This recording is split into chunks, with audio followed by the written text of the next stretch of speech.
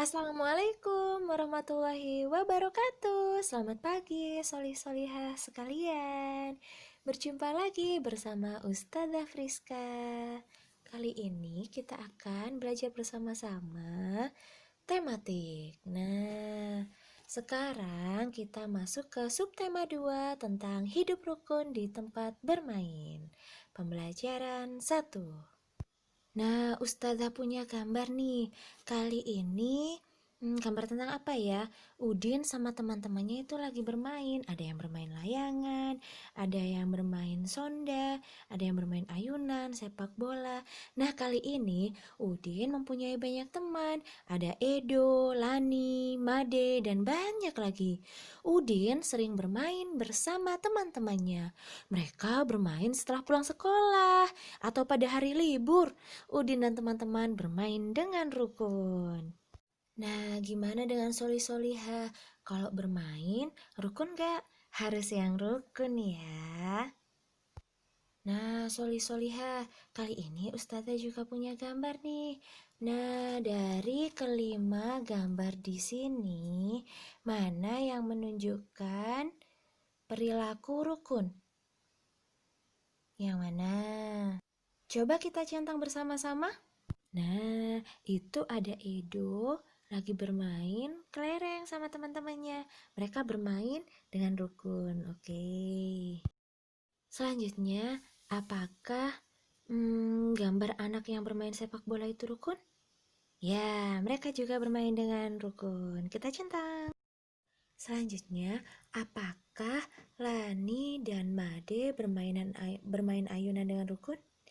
Ya, mereka bermain ayunan dengan rukun. Kita centang lagi ya. Nah, untuk gambar yang satunya, apakah dengan berebut ayunan itu rukun? Tidak ada yang mau mengalah? Bukan, itu bukan perilaku rukun. Dan selanjutnya, apakah dengan menertawakan teman saat terjatuh ketika bermain, apakah itu pola sikap rukun? Enggak, itu bukan pola sikap rukun. Nah, kalau misalnya Soli-Soliha sendiri, bagaimana kalau bermain? Rukun atau tidak rukun? Nah, kali ini kita perhatikan percakapan antara Udin dan Edo. Udin bilang, "Duh, ayo kita bermain kelereng di lapangan." Nah, Edo menjawab, "Ayo Din, kita ajak teman yang lain." Nah, jawab si Udin, "Boleh saja, Do. Semakin banyak teman akan lebih menyenangkan." Nah, kata Edo, "Tapi Din, aku tidak bisa membawa sepedaku ke lapangan. Ban sepedaku bocor." Udin bilang, "Tidak apa-apa, Do. Ayo aku bonceng naik sepedaku." Udin dan Edo mengajak semua teman bermain. Mereka tidak memilih-milih teman. Udin dan Edo selalu menjaga kerukunan. Dalam percakapan tadi ada kalimat ajakan. Apa itu kalimat ajakan? Kalimat ajakan adalah kalimat yang digunakan untuk mengajak orang lain melakukan sesuatu. Kalimat ajakan mempunyai ciri biasanya disertai dengan kata ayo atau mari. Selain itu, kalimat ajakan juga diakhiri dengan tanda seru. Nah, kira-kira dari percakapan yang ini tadi, mana yang termasuk kalimat ajakan? Yuk kita garisi bersama-sama yuk. Kalimat ajakan yang pertama adalah, "Do, ayo kita bermain kelereng di lapangan." Kalimat ajakan yang kedua adalah, "Ayo Din, kita ajak teman yang lain." Sedangkan kalimat ajakan yang ketiga adalah, "Do, ayo aku bonceng naik sepedaku." Nah, selanjutnya amatilah gambar di bawah ini. Urutkan gambar di bawah ini sehingga menjadi sebuah cerita. Nah, Soli-Soliha, kira-kira mana gambar yang pertama?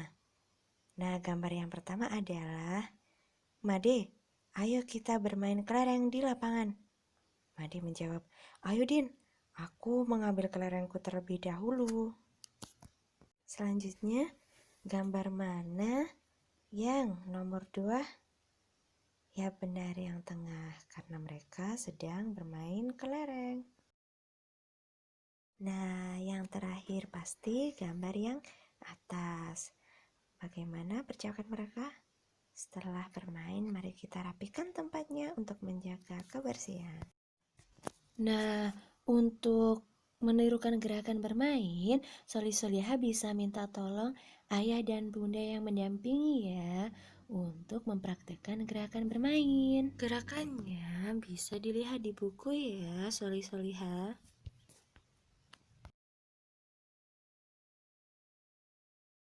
Mari kita sama-sama melihat Edo membawa kelereng. Kali ini Udin dan Edo membawa kelereng. Kelereng Udin ada 115 kelereng. Nah, sedangkan Edi punya 124 kelereng. Perhatikan banyak kelereng itu bila digambarkan dengan kubus satuan. Nah, kelereng Udin jumlahnya ada 115. Kalau 115 dibuat kubus satuan, maka gambarnya akan seperti ini adik-adik. Ada 1 seratusan, ada 1 kubus puluhan, dan ada 5 kubus satuan. Sedangkan kelereng Edo jumlahnya 124, berarti kubus ratusannya ada 1, terus kubus puluhannya ada 2, dan kubus satuannya ada 4. Nah, perhatikan puluhannya antara si Udin dan si Edo. Puluhannya Udin ada 10, sedangkan puluhannya si Edo ada 20. Nah, kira-kira kesimpulannya bagaimana? Jadi, kelereng Udin lebih sedikit dari kelereng Edo. Nah, berilah tanda centang untuk kumpulan benda yang lebih banyak. Kira-kira yang mana benda yang lebih banyak? Nah, di sini ada 2 kotak yang isinya kubus. Kita lihat kotak yang pertama dulu. Ada 2 kubus ratusan. Lalu ada 3 kubus puluhan dan ada 2 kubus satuan. Jika dijumlahkan akan seperti ini adik-adik. 200 ditambah 30 ditambah 2. Kita lihat adik-adik gambar yang berikutnya. Ada 1 kubus ratusan, ada 4 kubus puluhan, dan 6 kubus satuan. Jika dibuat penjumlahan, maka jumlahnya seperti ini adik-adik. Lalu kita bandingkan mana yang lebih banyak adik-adik. Gambar kubus kiri atau kanan? Nah, kubus yang lebih banyak adalah kubus yang kiri karena jumlahnya lebih banyak dari yang kanan. Dari ratusannya saja, yang kiri ada 2 atau 200. Nah, sedangkan yang kanan hanya ada 1 atau 100. Nah, adik-adik, selanjutnya kita akan membandingkan bilangan. Nah, bilangan dapat dibandingkan dengan kata kurang dari, lebih dari, dan sama dengan. Untuk membandingkan bilangan, kita lihat angka ratusannya dulu, lalu puluhan, dan yang terakhir satuan. Kalau ratusannya sama, maka yang dilihat adalah puluhannya. Tapi kalau puluhan dan ratusannya ternyata sama, maka yang dilihat adalah satuannya. Nah, langsung saja kita lihat contoh berikut ini. Nah, Ustazah punya 2 bilangan angka yaitu 568 dan 421. Dari sini, maka yang kita lihat pertama kali adalah angka ratusannya. Untuk angka 568, angka ratusannya adalah 5. Jadi 500-an ya.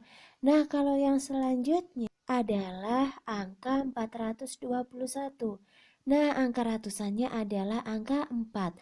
Karena 5 lebih dari 4, maka kalimat perbandingannya adalah 568 lebih dari 421. Lalu bagaimana jika angka ratusannya sama? Jika angka ratusannya sama, maka kita bandingkan angka yang kedua, yaitu puluhannya. Ustazah punya contoh nih. Nah, Ustazah punya dua angka, yaitu 671 dan 682. Nah, angka ratusannya sama-sama 6, jadi tidak bisa dibandingkan. Langsung kita ke angkanya yang kedua, yaitu angka puluhannya. Nah, angka puluhannya yang pertama adalah 7. Sedangkan angka puluhan yang kedua adalah 8. Karena angka ratusannya sama, maka kita bandingkan puluhannya. Angka 7 kurang dari 8. Maka kalimat perbandingannya adalah 671 kurang dari 682. Lalu, bagaimana jika angka ratusan dan puluhannya sama? Jika angka ratusan dan puluhan sama, maka kita bandingkan satuannya. Nah, Ustazah punya contoh lagi nih. Ustazah punya dua angka. Yang pertama 917, yang kedua 913. Nah, angka yang pertama dari 917, angka satuannya, angka ratusannya sama dengan yang kedua, sama-sama 9. Terus angka satuannya juga, yang kedua itu sama-sama angka 1. Nah, yang harus kita lakukan adalah membandingkan angka yang terakhir atau angka satuannya. Untuk angka yang pertama dari 917 adalah angka satuannya itu 7. Untuk angka 913, angka satuannya adalah angka 3. Karena angka ratusannya dan puluhannya sama, maka kita bandingkan angka satuannya atau angka yang terakhir sendiri. Nah, di situ angka 7 lebih dari 3. Maka kalimat perbandingannya adalah 917 lebih dari 913. Nah, bagaimana Soli-Soliha? Sudah makin paham kan semuanya? Nah, sementara hari ini cukup sampai di sini dulu. Sampai ketemu di pertemuan selanjutnya. Wassalamualaikum warahmatullahi wabarakatuh.